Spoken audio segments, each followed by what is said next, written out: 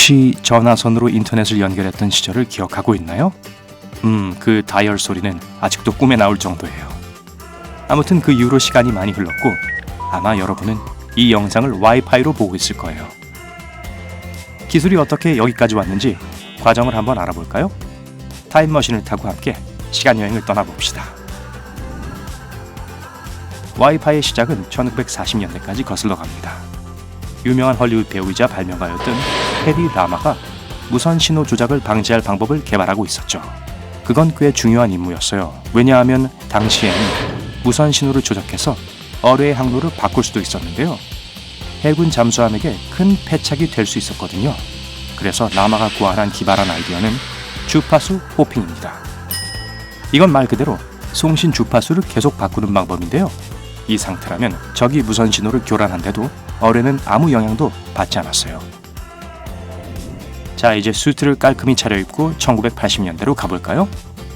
이때부터 본격적으로 집집마다 개인용 컴퓨터가 보급되었습니다. 하지만 단 한 가지, 인터넷이 그 악명 높은 이더넷 유선 케이블로 연결됐었죠. 아마 당시 많은 과학자들이 자주 케이블에 걸려 넘어졌나 봐요. 얼마 지나지 않아 무선 신호를 통한 데이터 전송이 가능하도록 연구하기 시작한 걸 보면요. 하지만 그들의 시도는 신호가 벽과 가구, 기타 컴퓨터를 막고 있는 물리적인 방해물들에 튕겨나오면서 실패했습니다. 과학자들이 간과한 건 사실 그 문제의 해결책이 컴퓨터가 개발되기 10년 전에 이미 마련되어 있었다는 사실입니다. 모든 것은 1970년대 전기공학 박사인 존 오 설리번으로부터 시작됐어요. 별명이 와이파이의 아버지죠. 그 당시 그와 연구팀은 우주 멀리 위치한 블랙홀의 무선 신호를 탐지하던 중이었는데 그 과정에서 매우 복잡한 공식인 고속 푸리의 변환을 개발하게 되었습니다. 안타깝게도 그들은 블랙홀을 찾는데 실패했고 공식을 포함한 모든 연구 자료가 책상 속에 봉인되었죠. 놀랍게도 20년 후 오설리번 박사와 동료들이 무선 네트워크 개발에 몰두할 때 이미 잊힌 그 복잡한 공식이 그들의 와이파이 발명에 지대한 공헌을 했습니다. 많은 실험 끝에 라디오를 통해 전송하려던 데이터 공식에 고속 푸리의 변환 공식을 대입했고 그렇게 우리가 오늘날 사랑에 맞지 않는 와이파이의 기본 틀이 만들어졌습니다. 하지만 말했듯이 그건 기본 틀일 뿐이었어요. 그들은 그 이후 1996년에 핵심 특허를 냈고 암호를 드디어 풀어낸 1997년에 첫 버전 802.11 프로토콜을 발표했어요. 이 대목에서 박수 한번 칠까요? 혹시 저 뒤죽박죽 숫자 코드 때문에 제 말을 제대로 못 들으신 건 아니죠? 좋아요. 그럼 이제 여러분에게 더 익숙한 이름을 말해볼게요. 와이파이. 그나저나 도대체 무슨 뜻일까요? 전 항상 어떤 두 과학적 용어를 합쳐 줄임말이라고 생각했어요. 하지만 정답은 네, 이게 우리 밝은면의 지향점이죠. 사실 아무런 뜻도 아니었어요. 그 이름은 이렇게 지어졌다고 합니다. 첫 프로토콜을 발표한 후 와이파이 팀은 이름을 바꾸길 원했답니다. 적어도 802.11보단 세련된 걸로요. 좋은 생각이죠. 그래서 마케팅에 능한 사람들의 도움을 받았대요. 결국 와이파이가 탄생한 거예요.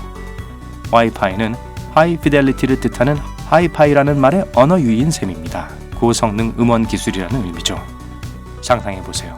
카페에 들어가면서 점원에게 IEEE 802.11의 패스워드를 물어보는 여러분의 모습을요. 아무튼 와이파이의 유래와 역사를 알아봤으니 이제 와이파이의 원리를 알아볼까요? 이미 다들 무선 인터넷을 통해 파일과 사진, 메시지 등을 전송하고 전달받을 수 있다는 건 아시죠?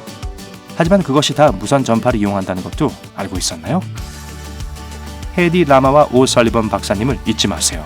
이분들을 초반에 언급한 데는 다 이유가 있답니다. 맞아요. 와이파이는 무선 전파를 이용해서 데이터를 여러분의 라우터, 여러분의 와이파이 소스에서 여러분의 기기 혹은 수신기로 이동시킵니다. 이 주파를 측정하는 단위는 기가헤르츠입니다. 과학적인 내용은 차차하고 우선 이걸 상상해보세요. 여러분은 해변에서 따뜻한 햇살을 받으면서 파도가 해변에 닿는 걸 보고 있어요. 파도의 시간 간격을 알고 싶다면 파도의 진동수를 계산해야겠죠? 예를 들어 파도가 해변에 1초마다 한 번씩 닿는다고 가정해보죠. 그 1초를 헤르츠로 바꿔볼게요. 그러니까 1헤르츠는 1초라는 거죠. 자, 그럼 1GHz는 파도가 해변에 1초에 10억 번 닿는다는 뜻입니다. 그렇게 빠르게 움직이는 파도를 실제로 본다면 지체할 시간이 없어요. 빨리 도망가야죠. 와이파이 라우터가 쓰는 주파수는 1초에 2.4 혹은 5GHz입니다. 그래서 핸드폰이 데이터를 그렇게 빨리 다룰 수 있는 거죠. 속도에 대해 덧붙이자면 5GHz 주파수는 단거리에서 정보를 더 빨리 이동시키고 2.4GHz 라우터는 장거리를 커버할 수 있지만 그 대신 전송 속도가 약간 느려요. 명심할 점은 집안에 다른 물건이 2.4GHz 주파수를 쓴다면 신호가 충돌할 수 있다는 점인데요. 예를 들면 베이비 모니터나 차고문, 전자레인지, 무선 전화기, 그리고 무선 카메라 등이 와이파이 신호와 충돌할 수 있어요. 그렇게 되면 전송 속도가 느려지거나 심한 경우 인터넷이 끊길 수도 있죠. 이런 밝은 면 비디오를 보면서 먹을 팝콘을 전자레인지에 넣을 때는 와이파이 사용을 자제해보세요. 5GHz 무선 주파수의 경우는 23개의 채널을 통해 여러분의 정보를 송신할 수 있습니다. 그래서 집안의 다른 기기들과 충돌이 거의 일어나지 않죠. 여러분이 인터넷 접속을 위해 핸드폰이나 컴퓨터를 켜면 여러분이 원하는 모든 정보는 이진 코드로 나열됩니다. 다들 컴퓨터 언어가 숫자 0과 1로 이루어져 있다는 걸 한 번쯤은 들어보셨죠? 와이파이를 이용해 특정 정보에 접속을 하면 해당 정보는 이진법 코드 형태로 주파수를 타고 이동하게 됩니다. 이 과정을 더 구체적으로 이해하고 싶다면 이렇게 생각해보세요. 여러분 생일에 찍은 우스꽝스러운 사진을 재미삼아 여러분의 제일 친한 친구에게 보낸다고 해봅시다. 전송 버튼을 누르면 그 사진은 작은 픽셀로 쪼개져서 여러 라우트를 통해 여러분 친구의 핸드폰까지 이동합니다. 친구가 핸드폰으로 사진을 열 땐 픽셀이 다시 퍼즐처럼 저절로 맞춰져 있게 되고요. 그리고 친구는 웃겠죠. 다른 전송들도 같은 원리로 진행됩니다. 비디오나 음성이나 여러분이 지금 듣고 보고 있는 제 목소리와 이 애니메이션도 마찬가지죠. 와, 놀랍네요. 방 안을 가득 메운 이 무선 주파수를 실제로 볼 수 있다면 어떤 광경일까요? 제가 소파에 편안하게 앉아서 고양이 영상을 보고 있다고 쳐요. 아니, 그게 아니라 일을 하고 있는 거죠, 당연히. 그런데 갑자기 수많은 물결을 포함한 모든 것이 보이는 거죠. 작은 데이터 조각이 제 라우터에서 핸드폰으로 이동하는 것도 보이고요.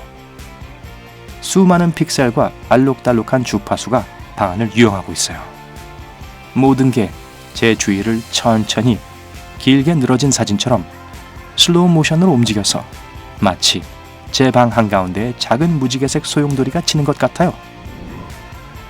여러분이 무슨 생각을 하는지 알아요. 알았어요. 잘 모를 수도 있지만 그래도 예상은 할 수 있죠. 만약 항상 수많은 전파에 둘러싸여 있다면 건강에 안 좋지 않냐고요? 와이파이가 위험할까요? 결론부터 말하면 아닙니다. 와이파이는 굉장히 낮은 전압을 사용해요. 단거리에서도 와이파이는 TV나 여타 무선 전파 같은 집안의 스모그라고 생각하면 됩니다. 와이파이는 인체에 무해한 비산화 파장을 사용하거든요. 그에 반해 태양은 아이오딘화 방사선 파장 혹은 자외선을 사용하는데 건강에 해롭죠. 야외에 나가는 것이 집안 와이파이 라우터 옆에 앉아있는 것보다 더 위험하다는 뜻이에요.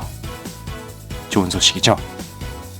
이제 소파에 주구장창 앉아있으면 되겠네요. 조금 더 위안을 드리자면 세계보건기구는 낮은 수준의 전자기장에 노출되는 것이 인체에 해롭다는 그 어떠한 단서도 발견하지 못했답니다. 이제 우리 모두 와이파이가 해롭지 않다는 걸 알았으니 그 알루미늄 모자는 벗으세요. 그리고 왜 집안 특정 구역에서 와이파이 신호가 약해지는지 알아봅시다. 와이파이는 빛과 소리와 비슷해요. 라우터와 멀리 떨어질수록 받을 수 있는 에너지가 약해지죠. 일반적인 라우터의 경우 3m 근방까지는 강한 신호를 보낼 수 있어요. 전기가 통할 수 있는 모든 것은 신호를 방해하거나 약하게 만들 수 있고요. 예컨대 금속이나 물, 거울, 그리고 물로 가득 찬 인체도 해당됩니다. 그래서 만약 여러분이 라우터와 기기 사이에 서 있으면 신호가 약해질 수 있어요. 가끔은 벽돌이나 콘크리트 벽이 신호를 약하게 만들 수도 있고요. 하지만 그 차이가 너무 경미해서 아마 여러분이 느끼지 못할 거예요. 진짜 아주 약간이거든요. 자, 여기까지입니다. 이제 여러분들이 매일 몇 시간씩 사용하는 와이파이에 대해 조금 더 자세히 알게 됐으니 더욱 감사하는 마음으로 쓰게 될 거예요. 특히 전화선으로 인터넷을 연결해서 쓰던 시절을 기억하는 분들이라면요. 저는 인터넷으로 무언가를 검색할 때마다 얼마나 감사한지 모른답니다. 그럼 여러분도 저처럼 와이파이에 중독됐나요? 아래 댓글로 여러분의 이야기를 들려주세요. 오늘 새롭게 알게 된 것이 있다면 이 비디오에 좋아요를 주고 친구와 공유하세요. 잠깐만요. 아직 가시면 안 돼요. 여러분이 확인하셔야 할 2000개 이상의 멋진 영상이 기다리고 있습니다. 왼쪽, 오른쪽 중 하나를 클릭하고 즐겁게 감상하시기만 하면 됩니다. 삶의 밝은 면에 머무르세요.